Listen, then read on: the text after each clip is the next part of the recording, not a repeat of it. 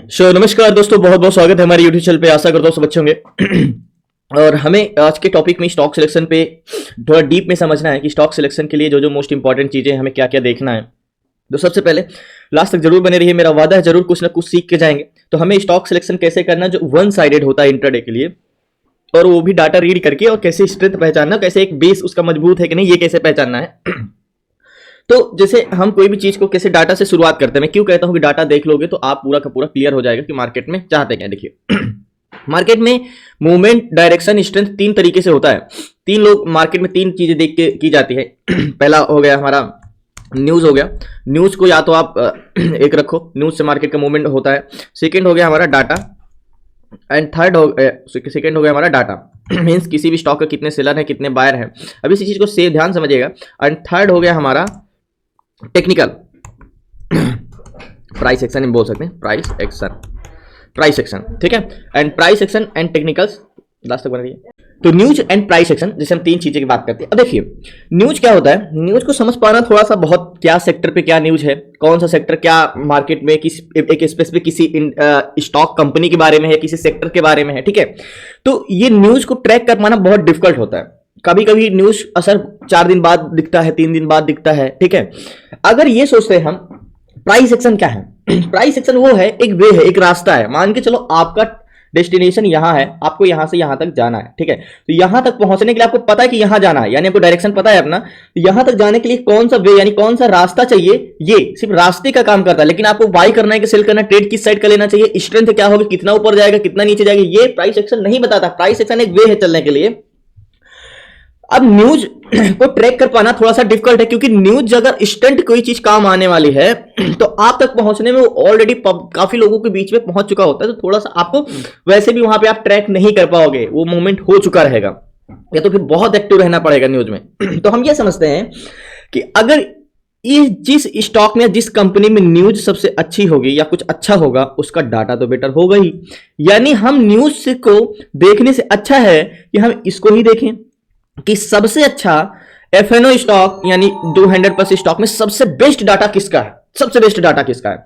तो जब डाटा की बात आती है तो उसमें 3 चीज होते हैं। तो हमें न्यूज के दर पे डाटा देखना है, ठीक है। डाटा जिसमें अच्छा वो समझ जाएंगे, उसमें न्यूज भी अच्छी हो सकती है। डाटा में हमें एक होते हैं हमारे कौन से, सेलर, ठीक है, सेलर होते हैं।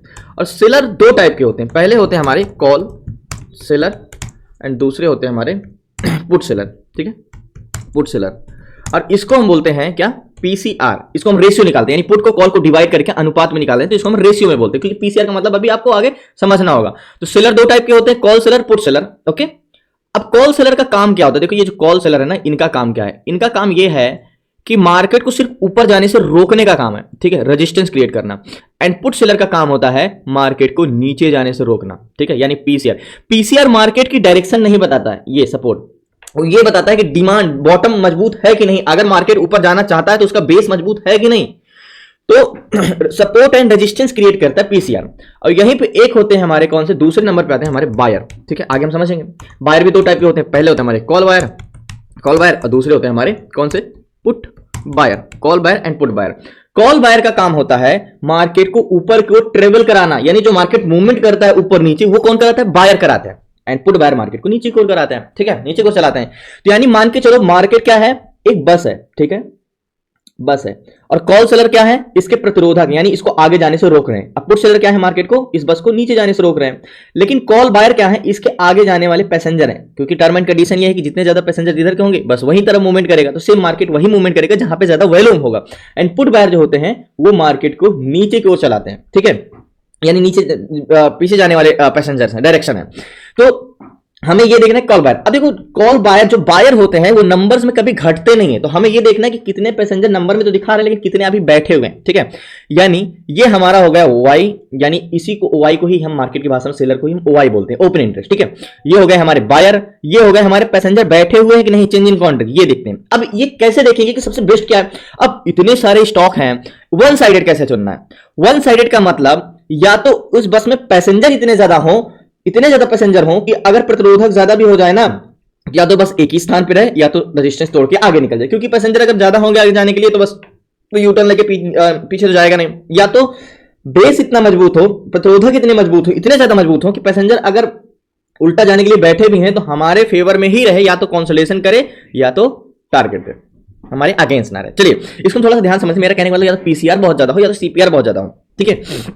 तो अब बात आती है मेन कि एफएनओ स्टॉक में से एक स्टॉक पिक करना वन साइडेड। अब वन साइडेड का थोड़ा कॉन्सेप्ट में समझा, तो वन साइडेड का मतलब ये होता है कि अगर मैं इस स्थान पे ट्रेड ले रहा हूं इस स्टॉक में, यानी 144 रुपए पे, और ये मेरा टारगेट है, तो मुझे ये 101% पता होना चाहिए कि ये स्टॉक या तो कंसोलेशन करेगा या तो टारगेट देगा। कंसोलेशन और टारगेट का 20 का परसेंटेज का क्या रेशियो है, 80 to 90% चांसेस है कि टारगेट दे देगा, 10 to 20% ये चांसेस है कि अगर ये स्टॉक हमारे फेवर में नहीं आए, बाई चांस कुछ डाटा में चेंजेस आ गए, तो ज्यादा से ज्यादा हम कॉस्ट टू कॉस्ट निकलेंगे। तो बताइए, आपको अगर ये बोल दिया जाए कि ये स्टॉक खरीद लो 144 पे ही रहेगा या तो 145 जाएगा, ये 101% है, तो आपको डर लगेगा?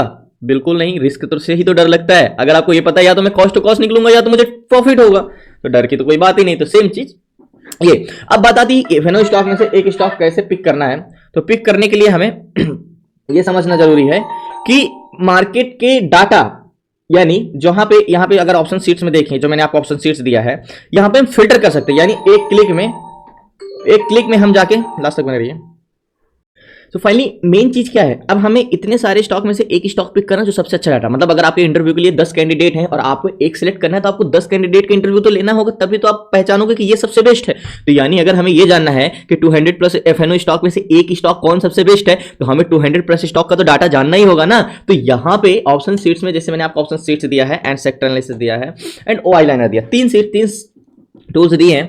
अब यहां पे समझिएगा, पीसीआर का कॉन्सेप्ट आपको पता है, सीपीआर आपको पता है क्या है, वॉल्यूम चेकर बहुत इंपॉर्टेंट डाटा होता है, क्योंकि हमें ये बताता है अगर बायर 3 एबव है, यानी 3x की स्ट्रेंथ है, तो जरूरी नहीं कि 3x की स्ट्रेंथ आज ही हो, कितने आज आए हैं। यानी मैं आपको एक चीज बताता हूं, जो हमारा ओआई लाइनर जो बायर होते हैं, हमेशा 9:40 तक, 9:15 से 9:40 तक का डाटा का मान्य नहीं होता, उसके बाद का ही जो डाटा स्टॉक में ऐड हुए हैं उसका मान्य होता है। तो सेम वॉल्यूम चेकर में यही चेंजेस हमें देखने को मिलते हैं कि आज के दिन बायर कितने ऐड हुए हैं 940 के बाद, 950 के बाद। एंड सी कॉन्ट्रैक्ट ये होते हैं कि कितने होल्ड रखे हैं, यानी पैसेंजर भी बैठे कितने हैं बस में, यानी जैसे इसमें देखो 100% बैठे हुए ना पैसेंजर। टीसीएस में अगर चेंजेस देखोगे तो 8% बायर वॉल्यूम ऐड हुआ, लेकिन पीसीआर घट रहा है, यानी सेलर इंटरेस्टेड नहीं है।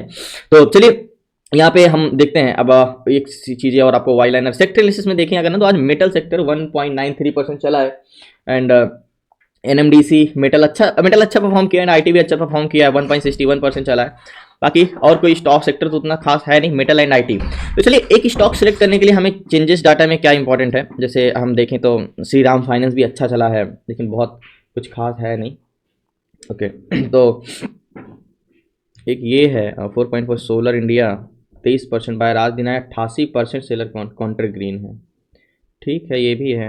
एक RVNL नो, MCX एक 4% तो चल चुका है, 1 का PCR है, 415 पॉइंट चेंजेस हैं, 4% चल चुका है, लेकिन MCX में PCR कितना है, 1 का CPI 2, ये तो एक तरफा है MCX का अगर हम देखें ना। लेकिन यही है कि इतना ज़्यादा मूवमेंट कर रहा है, और मूवमेंट करेगा कि नहीं थोड़ा सा यही देखने। बाकी MCX बहुत अच्छा है, जल्द तक मैं इतने जो चल चुका होता है स्टॉक पिक नहीं करता हूँ।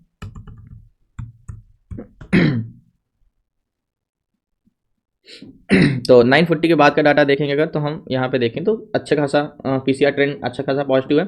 CPR अगर देखेंगे तो CPR की बात करें अगर, तो मार्केट में बायर हमेशा बोलता हूँ 940 के बाद का डाटा देखो तो बायर भी अच्छे खासे इंक्रीज हो रहे हैं।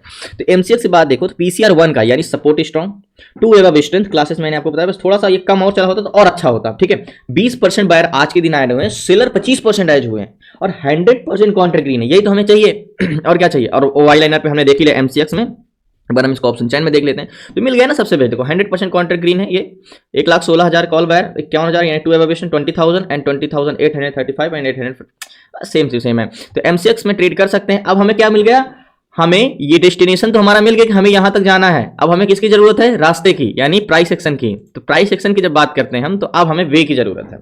तो चलिए वे इसको समझने के लिए हमें कौन से रास्ते जानते हैं कि स्टेशन की जरूरत है, यानी कि हॉरिजॉन्टल जोन की।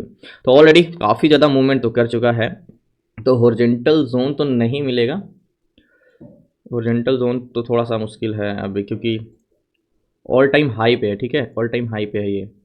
तो ऑल टाइम हाई पे होने का मतलब फिर क्या ही है थोड़ा सा बड़ा स्टॉक है तो सोचना तो पड़ेगा। तो 5 मिनट टाइम फ्रेम में लगाते हैं तो हायर लो देखो, तो मैंने आपको क्लासेस में बताया है कि जब भी आप ऑल टाइम हाई पे करते हो तो आप हायर लो के कॉन्सेप्ट पे, हॉरिजॉन्टल जोन तो यहाँ पे मिलेगा नहीं, 1 डे टाइम फ्रेम की कैंडल्स का बॉडी, तो हमारा ये हमारा हो गया हॉरिजॉन्टल जोन। लास्ट तक बने रहिए। तो फाइनली ऑल टाइम हाई पे है तो हॉरिजॉन्टल जोन का काम हमारा ये करेगा, तो ऐसे हमारे हॉरिजॉन्टल जोन का काम ये हो गया। अब बात करते हैं हमारे, देखो गैन कैलकुलेटर यहाँ पे थोड़ा कम ही काम करेगा क्योंकि 10,000 का स्टॉक है, और गैन कैलकुलेटर 3,000 2,000 वाले स्टॉक पे ज़्यादा अच्छा परफॉर्म करता है। यहाँ पे थोड़ा सा क्योंकि छोटे छोटे वहाँ पे टारगेट मिलेंगे, तो यहाँ पे इसका भी एक रास्ता है। हॉरिजॉन्टल जोन हमारा हो गया 10,674, ओके 10,674 कैलकुलेट करेंगे तो गैन का कहना है कि 86 पे जाएगा तो बाई करके 706 का टारगेट ले सकते हो, 706 755 तक है। मैं इस पे ट्रेड लेता हूँ, लास्ट तक बन गया, मैं इस पे ट्रेड लेता हूँ। सो फाइनली मैंने 25 क्वांटिटी ली है और 53,700 का फंड लगा है, और बाइंग प्राइस मेरी एक्जैक्टली यहाँ की है 10,709 रुपए की। तो 25 क्वांटिटी सुनने में बहुत छोटा लग रहा है कि बहुत बड़ा प्रीमियम इंटरडे में आपको 2000 के आसपास का मिलता है। अब बात करते हैं टारगेट की कि अगर हमारे पास 25 क्वांटिटी है तो 720 756 लास्ट हाई ये है। तो गैन का थर्ड टारगेट क्या है, गैन के थर्ड टारगेट के हिसाब से 32 58 और 84, ठीक है। तो 58 तक ये जा चुका है, ठीक है, लेकिन 84 तक ये नहीं गया। तो गैन कैलकुलेटर का थर्ड टारगेट ही हम रखेंगे एग्जैक्टली 84, और 84 का भी मिलता है, बहुत बड़ा टारगेट है, आपको लग रहा है ये, और ये टारगेट हमारा होगा। और वन साइडेड स्टॉक ही एक तरफा है, मतलब एक तरफा, इसको आज ऊपर की ओर ही चलना, या तो कंसोलिडेशन कर सकता है बस, नहीं चलेगा तो ऊपर ही। तो कभी कभी ऑल टाइम हाई पे भी कैसे हॉरिजॉन्टल जोन ड्रॉ किया जाती है, सारी चीजें। तो गैन के हिसाब से थर्ड टारगेट, क्योंकि ऑल टाइम हाई पे है तो प्राइस एक्शन तो यहाँ पे यूज होगा नहीं टारगेट का, तो 84 का टारगेट लिया है, और यहाँ की बाएंगे 25 क्वांटिटी। तो वेट करते हैं, लास्ट तक बने रहिए।